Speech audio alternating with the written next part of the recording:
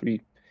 And ESC3 is a template that can be used as an enrollment agent. So an enrollment agent is someone who can request certificates on behalf of someone else. So imagine I have a certificate issued by the certificate authority. Now I say, can I request a certificate for Carlos? Carlos cannot request it himself. I will give it to him later. Just let me get it for Carlos. So imagine we have a certificate with an enrollment agent inside it, like that attribute.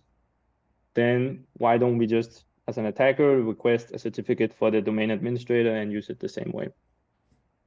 So let's click on Find Enrollment Agent Templates. As you can see here, we have 3 different ones. We have the sub-CA again, and this is because the sub-CA template, which is the default one, doesn't have any key usage specified, which means it can be used for anything. You will see there's an attribute called AnyPurpose set to true. And the same goes for the empty template. So this is a template I created, which doesn't have anything specified. It's just a very basic template that can be used. It doesn't have any EKUs, but in our environment, everyone can enroll in it. And then we have the agent template. Now the agent template says AnyPurpose is false, which is different from the empty template, but it has the extended key usage called certificate request agent. So first I will show you with how we can abuse that with the agent. Let's see who is allowed to enroll in it. We have authenticated users. That's great. That's just our own user. So like before, first we need to get the certificate. Let's just go for our own user. So it would be Oliver with the password, target, all the same. We will delete the UPN. So this is just a template name. We will just specify agent. So now we're just requesting a template, a certificate based on that template. And since we're allowed, we should be able to, if it doesn't time out. Okay, now we got a certificate. As you can see, the username inside it is still my name. And that's because it's not vulnerable to ESC1, where we can specify other people's names. But it is an enrollment agent. So what that means is we can now use this certificate to enroll in other certificates on behalf of other users. So if we list out the parameters, we have something called on behalf of, and that is exactly what we will do.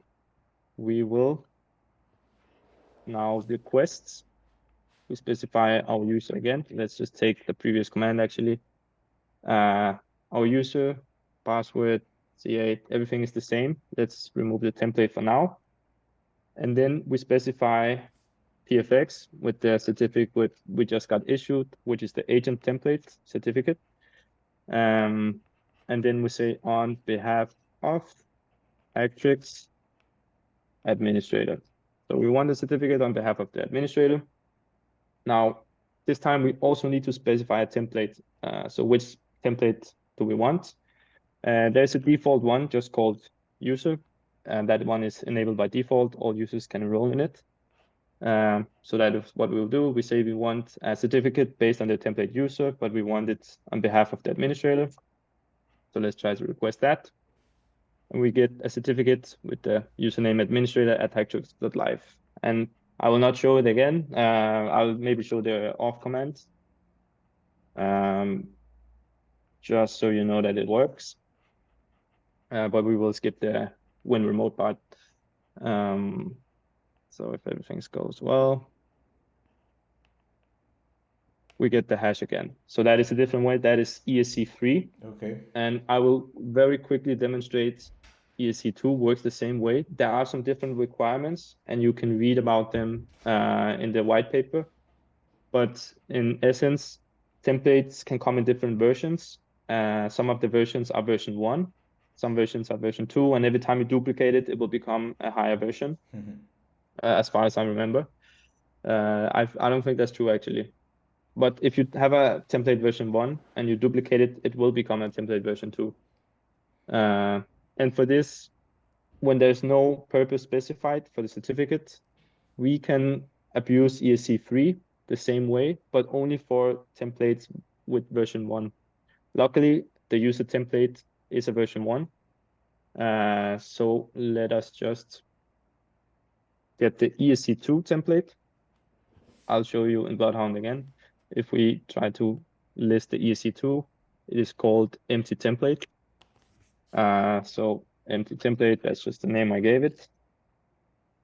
We get kind of the same. It's not that different. It's just a different template. And if we would try to run the exact same command as before, now it's oliver.pfx, still the same, but it's a new certificate. We get the same. We get the administrator username inside it. So that's cool.